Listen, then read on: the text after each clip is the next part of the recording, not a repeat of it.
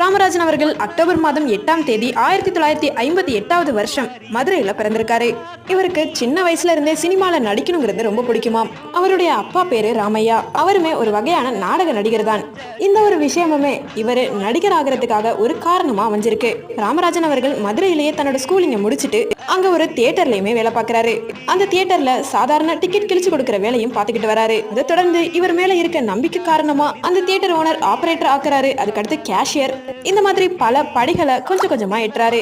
Actor Ramarajan அவர்களுக்கு சின்ன வயசுல இருந்தே எம்ஜிஆர் ரொம்ப பிடிக்குமாம். அந்த ஒரு காரணத்துக்காகவே சலிக்காம அவரோட மூவிஸ எத்தனை தடவை வேணாலுமே பாப்பாராம். அது போல அவர் தியேட்டர்ல வேலை பார்த்துட்டு இருக்கும் பொழுது அவருக்காக தியேட்டர் எப்போதுமே ஃபுல்லா தான் இருக்கும். நமக்கும் ஒரு நாள் இந்த மாதிரி ஆகணும்னு அவருக்கு ஒரு ஆசையுமே ஏற்பட்டிருக்கு. இந்த ஒரு ஆர்வத்தை கண்ட ராமராஜன் அவர்களோட ஃப்ரெண்ட்ஸ் எல்லாருமே உனக்கு நல்ல டேலண்ட் இருக்கு, கண்டிப்பா நீ போய் சென்னையில ட்ரை பண்ணுன்னு சொல்லி அனுப்பிச்சு வச்சிருக்காங்க. எப்படியாவது எம்ஜிஆர் போல நம்ம பெரிய ஆளா ஆயிரணும், ஹீரோவா மாறிடணும்னு நினைச்சு